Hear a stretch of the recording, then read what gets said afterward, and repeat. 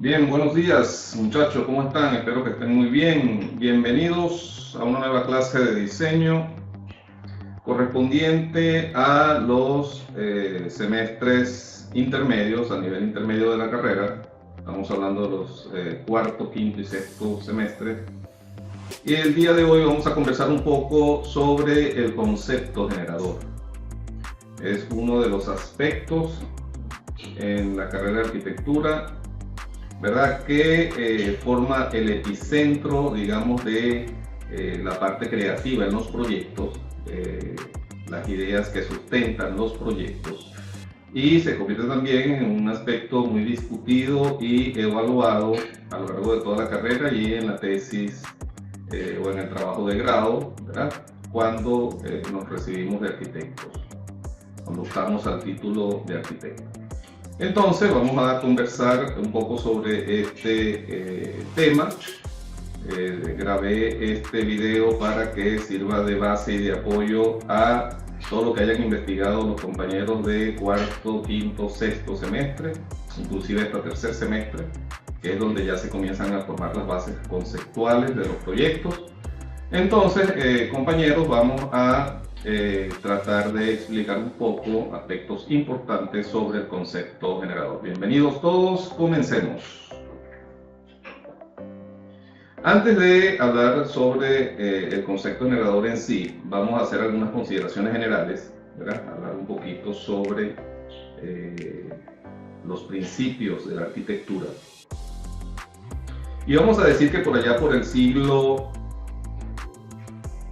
I antes de Cristo, un tratadista romano muy famoso llamado Vitruvio afirmaba, ¿verdad?, en su tratado, que para que la arquitectura fuese considerada como la rama más importante de las bellas artes, debía cumplir con algunas condiciones. Esas condiciones eran o son la firmitas, la utilitas y la venustas, que traducido a nuestro lenguaje castellano es la resistencia. La firmitas es la resistencia, la utilitas se refiere a la función y la venustas se refiere a la belleza. Entonces, digamos que este tratadista romano resumía que la arquitectura era considerada como una bella arte si cumplía con estas condiciones: resistencia, función y belleza. A lo largo del transcurrir de la historia han surgido algunos arquitectos muy famosos que han hecho afirmaciones, ¿verdad?, que involucran a la función y a la forma. Nosotros desde el primer semestre estudiamos aspectos sobre la función y aspectos sobre la forma en cuanto al proceso de diseño y en cuanto a la arquitectura. Mas, sin embargo, ya es en los niveles intermedios, tercero, cuarto, quinto, sexto, cuando comenzamos a tener un poco más de conciencia, o debemos adquirir un poco más de conciencia sobre estos aspectos bien importantes de la arquitectura: la función y la forma. Es una de las frases más famosas que existen hoy en día, ¿verdad?, y que es una de las frases que primero aprendemos en nuestra carrera de arquitectura en diferentes universidades. Es: la forma sigue a la función, del amigo Louis Sullivan. La forma sigue a la función.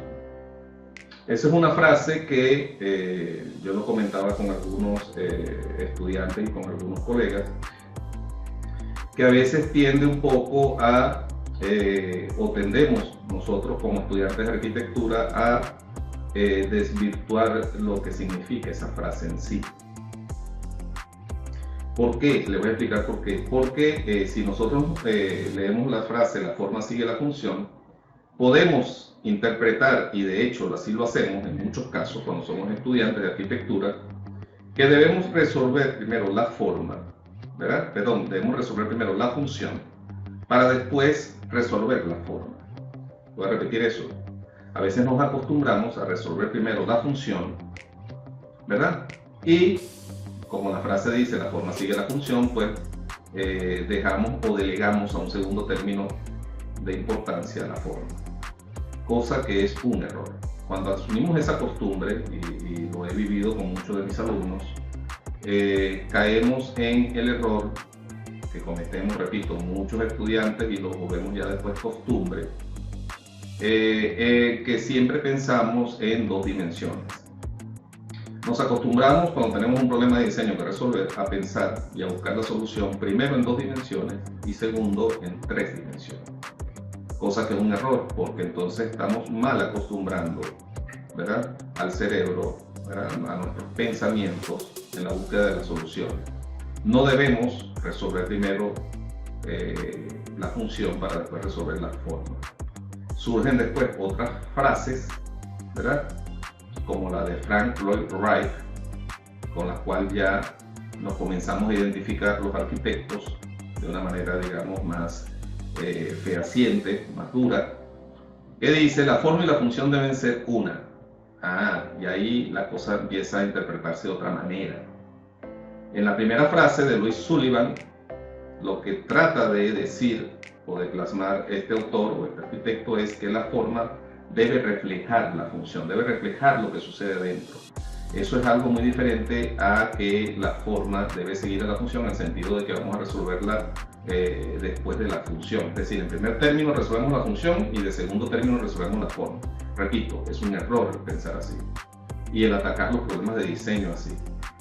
Cuando leemos esta frase, la forma y la función deben ser una, ya comenzamos a entonces dialogar, hacer dialogar la forma y la función, ¿verdad?, en un mismo tiempo y en un mismo espacio, tanto en el pensamiento como a la hora de llevarlo a la realidad. Es decir, ya cuando la arquitectura toma partido, cuando la idea toma partido, entonces la forma y la función se funden en una sola solución, en una sola respuesta arquitectónica. Y después nos conseguimos una tercera frase que dice: la arquitectura como tal es en sí la perfecta armonía entre la función y la forma. Es tan importante una como la otra. Por tanto, es imposible separarla. Voy a subrayar imposible. Aquellos que tenemos la costumbre o que tratamos de acostumbrarnos a diseñar primero resolviendo la función y de último resolviendo la forma, estamos cometiendo el error más grave que puede haber en arquitectura a la hora de diseñar, ¿verdad?, porque estamos diseñando en dos dimensiones. Las soluciones de espacios no son bidimensionales. De hecho, las características de los espacios no son bidimensionales. Nuestros espacios, los espacios que vivimos, los espacios que vemos, ¿verdad?, las formas que podemos tocar tienen tres dimensiones. Tienen ancho, tienen largo y tienen altura. Por lo tanto, entonces, la forma, ¿verdad?, es uno de los aspectos más importantes de la arquitectura, amén de que la función, ¿verdad?, nos va a permitir el que podamos movernos y realizar las actividades en nuestro espacio de la manera óptima. Yo siempre le he dicho a mis alumnos que la arquitectura entra por los ojos, es decir, lo primero que nosotros captamos de la arquitectura es la forma, lo primero, es decir, antes de nosotros entrar, penetrar en un espacio, en una edificación, lo primero que vemos es la forma. Y entonces nuestro primer contacto como usuario, como espectador, ¿verdad?, como ser humano, con la arquitectura. El primer contacto que tenemos a través de la forma. Por lo tanto, ¿verdad?, la forma puede generar un impacto, puede ser tanto sea negativo como puede ser positivo en el espectador, amén de que la forma se constituye, ¿verdad?, en uno de los aspectos más importantes que le otorgan el carácter o el significado a la arquitectura. La arquitectura no significa por sí sola por la función. Puede ser, podemos tener una edificación que funcione perfectamente bien, pero que carezca de identidad, de significado y de carácter. Esos tres aspectos o estas tres características se las otorga la forma. Entonces, amigos, muchachos, que están en el proceso de formación, aunque las tres frases pues son muy válidas, ¿verdad?, hay que saberlas interpretar. Y hago este paréntesis antes de hablar del concepto generador porque aquellos que todavía tenemos la costumbre y creemos que vamos a diseñar siempre en dos dimensiones, pues estamos cometiendo un error muy grave en el quehacer diario de la arquitectura, de generar diseños, de generar soluciones. Vamos a acostumbrarnos a pensar en 3 dimensiones. La arquitectura como tal es en sí la perfecta armonía entre la función y la forma. Es tan importante la una como la otra, por tanto es imposible separarlas. Entonces, bueno, ahora sí vamos a conversar un poco sobre, dicho esto, sobre lo que es el concepto generador, que es uno de los problemas a los cuales como estudiantes nos enfrentamos a lo largo de la carrera. Algunos alumnos me han pedido, sé que existen muchos videos, mucha información sobre el concepto generador en internet, en las plataformas, en YouTube, etc. Algunos estudiantes me han pedido, bueno, profesor, grábenos por favor un video sobre el concepto generador. Voy a tratar de explicarlo de la manera más sencilla posible para que sea de fácil comprensión. Fíjense bien, el concepto generador. Hay definiciones muy breves de lo que es un concepto generador. Podemos decir que es la idea inicial que surge al analizar el problema. Repito, es la idea inicial que surge cuando analizamos el problema. El concepto generador puede ser general y es un aspecto que tiende a modificarse a lo largo del proceso de diseño. Repito, el concepto generador es la idea inicial que surge al analizar el problema, es general y puede modificarse a lo largo del proceso de diseño. Quiere decir que comenzamos con una idea y finalizamos a través del proceso del análisis, la recabación de información o el recaudo de información, análisis, etcétera, llegamos a un concepto que a lo mejor se modificó desde el original, desde la idea inicial y terminó siendo el concepto generador ya final de nuestro proyecto. Entonces puede modificarse. ¿Cómo se puede generar un concepto? Esta es la pregunta de las 100.000 lochas, como dicen, o de los 100.000 centavos. ¿Cómo se puede generar un concepto generador? Hay muchas formas de generar un concepto generador. Puede hacerse a través de lluvia de ideas, usando palabras claves. Repito, puede hacerse a través de lluvias de ideas, usando palabras claves. Esto es una fórmula que casi siempre funciona. Puede generarse a través de metáforas, ejemplo, el viento y la lluvia, o el viento y la velocidad, o el viento y el sol, o el sol y la noche, el sol y el día, la luna y la noche, etc. El yin y el yang, el positivo y el negativo. Hay muchas formas de generar un concepto partiendo de metáforas. Y podemos generar conceptos formales, sobre todo formales, partiendo de analogías. Es más fácil generar un concepto formal partiendo de una analogía que un concepto funcional. Las analogías no son otra cosa sino buscarle un parecido a algo, ¿correcto? Parece a, eso es una analogía. Las analogías normalmente en arquitectura no deben hacerse de manera textual. Voy a repetir eso. Las analogías normalmente no deben realizarse de manera textual, porque si no caemos en una copia, ¿verdad?, de elementos preexistentes y entonces empieza a carecer de el aporte artístico del autor, de lo que siente el autor cuando genera su diseño, cuando genera su obra. Entonces, la analogía, pues hay muchas obras famosas que se han basado en el cuerpo, el ojo, etc. No hay un solo concepto. Repito, no hay un solo concepto. Puede haber conceptos para lo funcional, lo espacial y lo formal. Yo puedo tener un concepto generador que me responda al análisis funcional, un concepto generador que me responda al aspecto espacial y otro al aspecto formal. Eso sí, debe haber una jerarquía de conceptos. Es decir, debe prevalecer uno de ellos para que ese sea el que pueda organizar, ¿verdad?, los demás conceptos o las demás ideas giren en torno a una idea principal. Tan fuerte sea la idea principal o el concepto generador de nuestro proyecto, pues mayor probabilidad de éxito va a tener la respuesta arquitectónica que demos a nuestro problema de diseño. Voy a repetir eso, tan fuerte sea, ¿verdad?, nuestra idea inicial o nuestro concepto generador primario, alrededor del cual giran las demás ideas o los demás planteamientos, mayor probabilidad de éxito va a tener nuestra obra arquitectónica como diseño y como respuesta a nuestro problema. Entonces, fíjense bien, aquí tenemos algunos ejemplos de, ¿verdad?, por ejemplo, la lluvia de ideas, usando palabras clave, cómo podemos hacer unos trazos, si estamos hablando de iglesias, si vamos a diseñar una iglesia, templo, cruz, son palabras que nos vienen a la mente, orar, rezar, iluminar, misa, señal, luz. Podemos hacer trazos que tengan que ver con esas palabras claves y al final podemos materializar, ¿verdad? Hacerlo tangible en un planteamiento de diseño.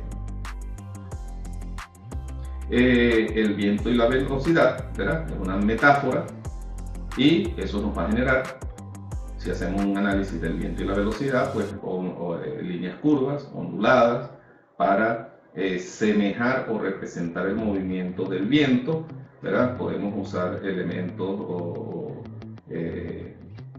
digamos seres vivos que vuelen, alados, las aves, etcétera, etcétera, para generar movimientos que tengan que ver con el viento y la velocidad, ¿verdad? Podemos hacer analogías, como digo, es algo que se parece a, de hecho se han elaborado obras con analogías sobre el cuerpo humano, ¿verdad? El torso del cuerpo humano, pues, genera planteamientos de edificaciones. Por ejemplo, hay analogías muy famosas del ojo, ¿verdad? Aquí el diseñador pues usó, digamos, la mitad y emplea el recurso del agua, ¿verdad? Para que sea reflejada la otra mitad y complete la figura del ojo. Y además también el concepto generador no nada más puede ser análogo o puede basarse en metáforas, también puede basarse en los análisis que hagamos volumétricamente de nuestra respuesta. A lo mejor no queremos hacer una analogía ni queremos hacer una metáfora, pero tenemos un análisis muy fuerte, ¿verdad?, de los elementos volumétricos que componen nuestra composición y que a lo mejor algún elemento tendrá mayor fuerza que otro. Y entonces comienzo yo a construir mi concepto generador en base a la descomposición o composición volumétrica, ¿verdad?, de mi edificio, de cómo llegué yo al resultado final de la volumetría a través de diferentes etapas de composición o descomposición de volúmenes primarios. Y sabemos que, bueno, que hay diferentes formas de hacer transformaciones formales, ¿verdad?, o morfológicas. Tenemos la sustracción, la adición, la penetración, la intersección, etc. Entonces, y tenemos intersecciones plano-plano, plano-volumen, etcétera, etcétera. Entonces, a través de un análisis volumétrico podemos obtener también un concepto generador formal. El proceso creativo, ¿cómo evoluciona el concepto? El concepto generador, ¿verdad?, cuando nace, comienzan a suceder además otras cosas. Es decir, cuando nosotros tenemos la idea principal, comienzan otras cosas a suceder. Eso lo explico yo coloquialmente a mis alumnos, que es como cuando a nosotros se nos prende el bombillo. Tenemos una idea. Pasamos de la angustia del papel en blanco, de las noches de desvelo buscando ideas, sin saber cuál es la solución, y de repente obtenemos la idea. El cerebro hace clic, ¿verdad? Ahí nace la idea, pero comienzan a suceder otras cosas. Se imponen las necesidades. Voy a repetir eso, se imponen las necesidades. Una vez que nace el concepto, entonces entran en juego otros elementos que me van a permitir que yo, a través de un análisis, pueda ese concepto evolucionarlo hasta llegar a un punto en el cual el concepto toma partido. Entonces surgen las necesidades. ¿Cuáles son esas necesidades? Bueno, todo lo que necesitemos resolver en el proyecto. Necesitamos espacios, necesitamos darle respuesta a actividades, etcétera, etcétera. Tenemos condicionantes o variables que nos imponen en el diseño, que son condiciones, variables de entorno, variables de funcionamiento, variables normativos, variables legales, etcétera. Variables sociales, culturales. Entonces, cuando se imponen esas necesidades, que no es otra cosa que lo que necesitamos resolver, ¿verdad?, el concepto evoluciona, empieza a hacer una transformación. El concepto entonces en ese proceso pasa de ser abstracto, etéreo y filosófico, porque son los componentes de la idea, para convertirse en lo real, lo físico y lo concreto. En otras palabras, cuando el concepto pasa de estos elementos de ser una simple idea a tomar, a ser real, físico y concreto. Entonces, cuando se dice en arquitectura que el concepto toma partido, se convierte en algo real, se convierte en algo tangible que podemos moldear, que podemos ver la forma, que podemos tocar, etc. Ya dejó de ser una simple filosofía o una idea de diseño. Entonces, bueno, tenemos diferentes ejemplos, ¿verdad? De cómo se transforma un concepto. Podemos comenzar con unas ideas, con trazos, con líneas, con ejes, con figuras, con formas geométricas, con ejes de diseño, etcétera, etcétera, ¿verdad? Podemos tomar otros elementos y eso va transformándose a lo largo del proceso de diseño y del análisis hasta llegar a tomar partido en algo tangible, en una forma que podemos ver, que podemos apreciar, que tiene dimensiones, etcétera, etcétera. Entonces también pueden haber transformación de conceptos funcionales, ¿verdad? A través de los cuales, bueno, vamos haciendo análisis de áreas, de espacios, de recorridos, de circulaciones, apoyándonos en ejes de diseño, puntos o nodos importantes, etcétera, ¿verdad? Para que tome partido y se convierta en algo tangible. Acá hay un ejemplo de la Catedral de Brasilia, sobre cómo fueron o cómo se formó este concepto y en base a qué se crearon las premisas de su diseño. Fíjense, nació con esta idea y las premisas para el diseñador, para el arquitecto, fueron las formales, pues la pureza compositiva. Las premisas funcionales fueron que fuese un espacio abierto, iluminado y sin obstáculos. Las premisas estructurales era que querían tener un solo elemento estructural que se repitiera, repetitivo, porque ayudaba a resolver la parte estructural con un solo elemento. La premisa simbólica, que es una de las más importantes, que le otorgan el carácter o el significado a la obra, se basó en que la fachada representara una corona de espinas, ¿verdad?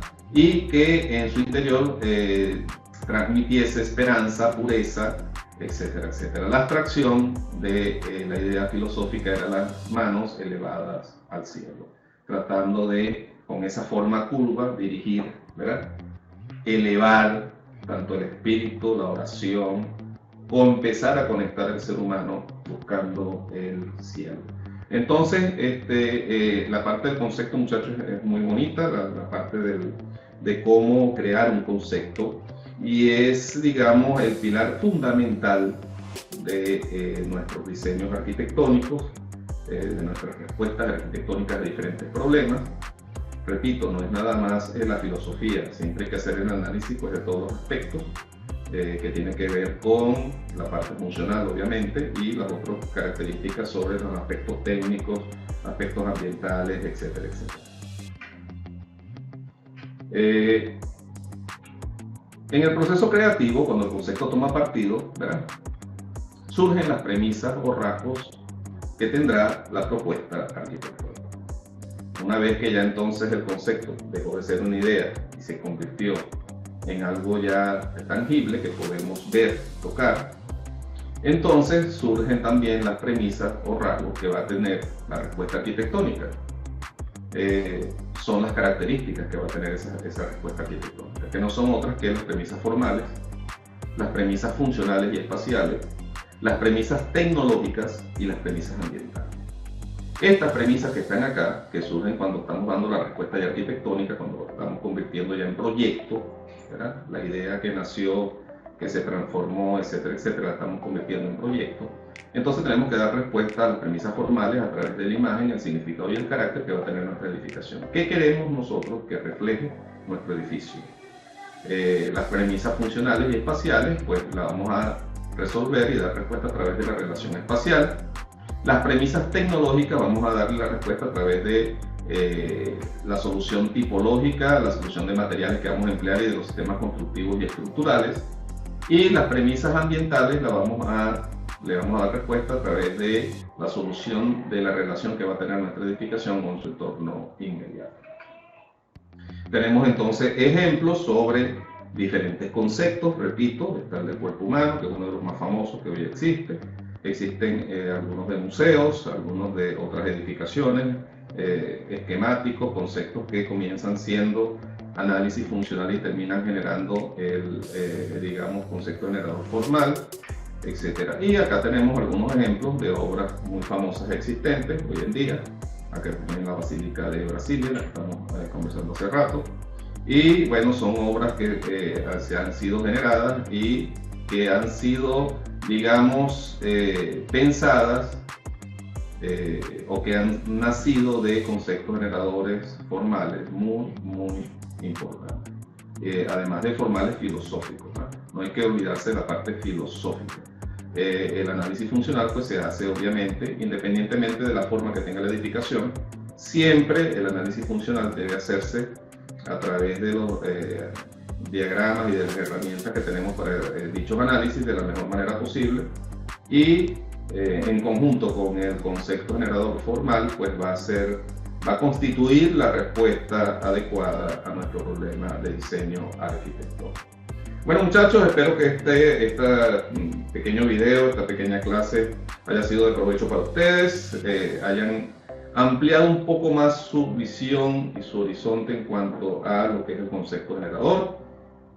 Recuerden, vamos a partir nuestros diseños de una filosofía inicial, de un buen concepto, de un buen análisis de diseño a nivel funcional, a nivel tecnológico, a nivel ambiental, etcétera, etcétera, para dar la mejor respuesta posible a nuestros problemas.